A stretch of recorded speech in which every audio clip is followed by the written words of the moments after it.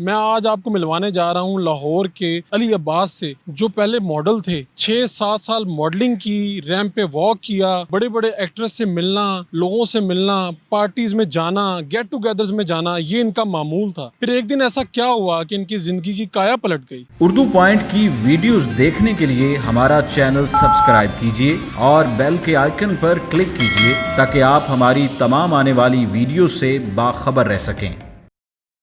अस्सलाम वालेकुम नाज़रीन, आप देख रहे हैं उर्दू पॉइंट। मैं हूँ फ़ारूक शहबाज वड़ाइच। वक्त बदलता है, हालात बदलते हैं, लेकिन ज़िंदगी की काया पलट जाना ये भी एक अजीब और अनोखा वाक़या होता है। मैं आज आपको मिलवाने जा रहा हूँ लाहौर के अली अब्बास से, जो पहले मॉडल थे।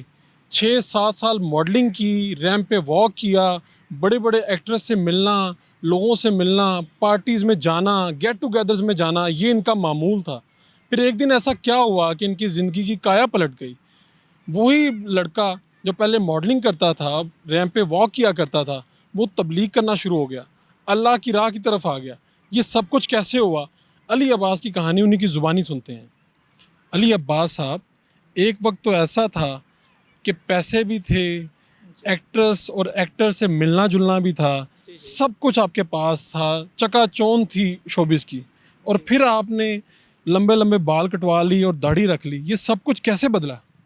अरे 2019 में अप्रैल में मेरी सिस्टर की शादी हुई थी और बड़े हम खुश थे। शोबिज़ में मैं आ जा रहा था, लाखों रुपए लगा के हमने शादी उसकी की और 7 माह के बाद वो प्रेग्नेंट थी और हॉस्पिटल जा रही थी। अचानक से स्पीड ब्रेकर से गिरी है और उसकी डेथ हो गई है। हॉस्पिटल 4 दिन रही है और नहीं बच सकी। लोगों ने सिर्फ, डॉक्टरों ने यही कहा कि आप दुआ करें, इसके अलावा कुछ भी नहीं हो सकता। आप चाहे जितने पैसे लगा लें, इसके लिए कुछ नहीं हुआ, दुआ करें।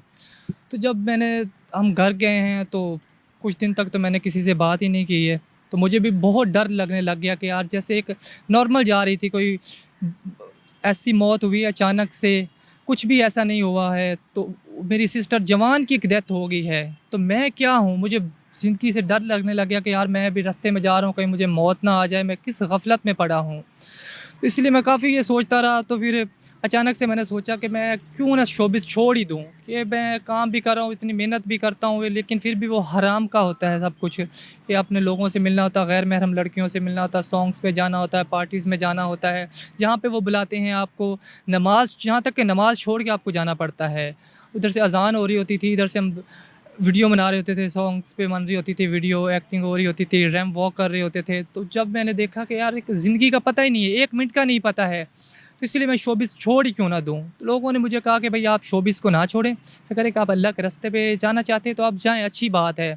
आप बाल वगैरह ना कटवाएँ, अपनी दाढ़ी ऐसे रखें। ज़रूरी नहीं होता कि आप दाढ़ी रखें और बाल कटवाएँ तो आप दीन की तरफ जाएँगे। मैंने कहा नहीं भाई, जब मैं दीन की तरफ जाऊँगा तो मैं जैसे शोबिज़ की तरफ गया था, मैंने बड़े-बड़े अपने बाल रखे हुए थे, अपनी ड्रेसिंग मेरी वैसी होती थी, मैं लोगों की तरफ आता जाता था, अच्छी ड्रेसिंग, बार-बार ख़ुद को देखना कि मैं कैसा लग रहा हूँ, अच्छा भी लग रहा हूँ या नहीं लग रहा हूँ। तो इसलिए अब इस्लाम की तरफ आया हूँ तो मैं ख़ुद को, जैसे हमारे इस्लाम में, मैं ख़ुद को वैसा ही मनाऊँगा। मैंने अपने बाल कटवा दिए, बड़े-बड़े बाल थे। जैसे मैंने बयानात सुने कि तस्वीरें बनाना भी गलत है, तो मैंने अपनी जो तस्वीरें थी मैंने प्रिंट 15 साल से निकाल के रखे हुए थे, शोबिज़ के थे, लोगों के साथ थे, मैंने सारे वो जला दिए। आपका तो ताल्लुक बड़ी बड़ी मॉडल्स के साथ और जो अदाकाराएं हैं जिनकी एक झलक देखने के लिए लोग तरसते हैं, उनके साथ था। फिर ज़िंदगी में इतना बदलाव कैसे आ गया कि आपने उन सब के नंबर डिलीट कर दिए, अपनी सारी तस्वीर जला दी? सर बहुत लोगों के साथ ताल्लुक़ था कि लोग उनसे मिलने के लिए टाइम लेते थे और मैं उन्हें जब कॉल करता था, जहाँ पे कॉल करता था, वो मुझसे टाइम लेती थी कि यार हमें कोई शूट करवा दें, हमें सॉन्ग करवा दें, हमें कोई काम दिलवा दें।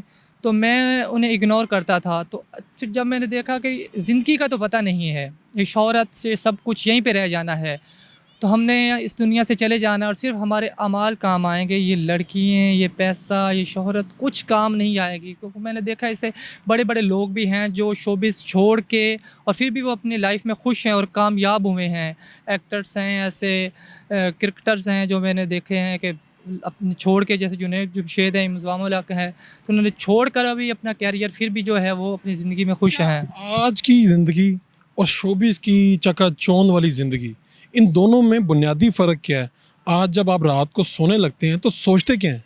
सर पहले ये होता था कि मैं जब सुबह उठता था ना रात को सो के, तो मैं मोबाइल को देखता था यार किसका मैसेज आया, किस लड़की का मैसेज आया, किसका आया है, आज मैंने जाके क्या करना है। सबसे पहले मैं ये करता था। और जब मैं रात को सोता था मैं लड़कियों से बातें करके सोता था, ठीक है, कभी इसको आपने यहाँ पे जाना है, आपने यहाँ पे जाना है, ये काम करना है। अब मैं ये कि सुबह फजर के टाइम उठता हूँ, सबसे पहले मैं नमाज़ पढ़ता हूँ और मैं डेली जो है ना वो थोड़ा या जितना भी हो सके इतना टाइम में कुरान पाक पढ़ता हूँ।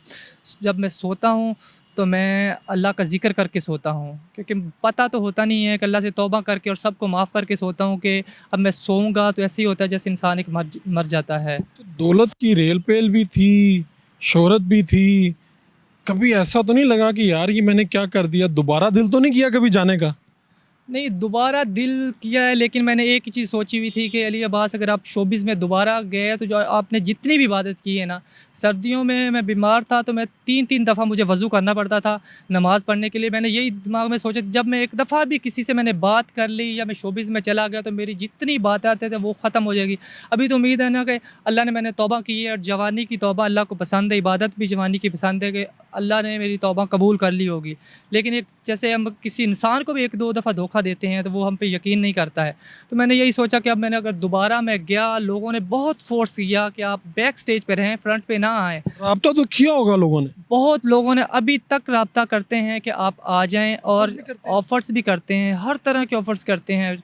मैं चाहता तो मैं बैक स्टेज पे रह के अच्छा पैसा कमा सकता था, घर पे भी रह के अच्छा पैसा कमा सकता था। लड़कों की मुझे कॉल्स आती हैं कि सर आप हमारा शूट करवा दें, हमें एक कोई सॉन्ग करवा दें या रैंप वॉक करवा दें, हम आपको इतने पैसे देंगे। यहाँ तक कि वो कहते हैं एक नंबर ही दे दें, मैं बता दें कि आपका ऑफ़िस कहाँ पे जाके हम अप्लाई करें। मैं उन्हें यही कहता हूँ कि भाई जब मैंने बता दिया, जितना आपको गुनाह होगा उतना ही मुझे होगा। मैं उन्हें यही कहता हूँ कि भाई आपके घर के करीब एक मस्जिद है, वहाँ पे जाएँ, आप नमाज़ पढ़ें, अच्छे काम करें तो अच्छे कामों से भी बहुत फ़ायदा होता है। अब जब आप किसी मॉडल को, किसी एक्टर को देखते हैं तो क्या सोच आती है? तो मेरा दिल करता है कि मैं इनके पास जाऊं, क्योंकि वही बातें याद आती हैं। लेकिन फिर मैं सोचता हूं कि मैं चला भी जाऊंगा, छुप के चला जाऊंगा, इंसान मुझे कोई भी नहीं देखेगा, मैं कहीं बाहर जाके मिल लूँगा, लेकिन मेरा अल्लाह तो देख रहा है ना, अल्लाह तो दिलों के राज जानता है ना। तो इसीलिए फिर सोचता हूँ कि यार उनसे दूर ही चला जाऊँ। उनके जो मुझे कॉन्टैक्ट करते हैं उनके नंबर भी डिलीट कर देता हूँ, उन्हें यही तालीम देता हूँ, दीनी तालीम, कि आप ये शोबिज़ को छोड़ दें, कि मैं भी देखें ना आपसे अच्छे लेवल पे काम कर रहा था, मैंने छोड़ दिया, मैं भी ज़िंदा रह रहा हूँ। तो ख़ानदान में पहले क्या था रवैया? पहले क्या सोचते थे, बातें क्या करते थे, और जब शोबिज़ वगैरह छोड़ दिया और इस तरफ आ गए तो अब क्या कहते हैं? ख़ानदान में और महल्ले में पहले लोग जो है ना, वो जो शोबिज़ के और जो टीनेजर लोग थे ना, वो रिस्पेक्ट करते थे, काफ़ी फ़ैन थे मेरे।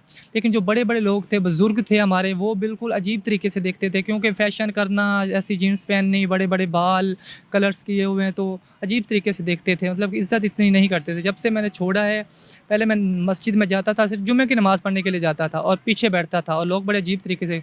अब जब मैं एक दिन मस्जिद में ना जाऊँ तो वो मुझसे पूछते हैं कि बेटा खैरियत तो है, आप कल नमाज़ पढ़ने के लिए नहीं आए हैं? क्योंकि मैं 5 वक़्त की नमाज़ पढ़ता हूँ, मैं रोज़े सारे रखता हूँ, जो भी रोज़े होते हैं, 9 मुहर्रम का, 10 का, इसके रमज़ान के मैंने सारे रोज़े रखे। मैंने कभी सोचा भी नहीं था ज़िंदगी में कि मैं कभी रोज़े रखूँगा 30 रोज़े, उसके बाद शवाल के भी मैं रोज़े रखूँगा। पहले इस तरह बिल्कुल नहीं होता था। पहले बिल्कुल भी ऐसा नहीं होता था कि 8-10 रोज़े रख लिए, और नमाज़ जो बहुत ही कम, मतलब जुमे की नमाज़ के एक नाम के हम मुसलमान थे कि जुमे की नमाज़ पढ़ लीजिए हम मुसलमान बन गए हैं, और शोबिज़ में जाना बस यही, कभी इधर पार्टी पे जाना, कभी इधर। तो अब अल्हम्दुलिल्लाह कि अपने काम छोड़ के मुझे लाखों की भी ऑफ़र होना कि भाई आप ये काम नमाज़ छोड़ दें, आप हमारे साथ आ जाएँ दोबारा, तो मैं नहीं जाता हूँ। कभी सोचते तो होंगे कि पहले तराश खराश बालों की ऐसी थी, खूबसूरती ज़्यादा थी, अब ज़्यादा खूबसूरत अपने आप को महसूस करते हैं कि तब ज़्यादा खूबसूरत महसूस करते थे? सर मैं अब महसूस करता हूँ, क्योंकि अब मैंने लोगों के बारे में सोचना छोड़ दिया है। अक्सर यही होता है ना कि हम बाहर जा रहे हैं कि यार लोग क्या सोचेंगे, मेरी तरफ देखेंगे। अब मैं सिर्फ़ इतना करता हूँ कि मैं पाक साफ़ रहता हूँ, अपने कपड़े पाक रखता हूँ, क्योंकि मैंने नमाज़ पढ़नी होती है।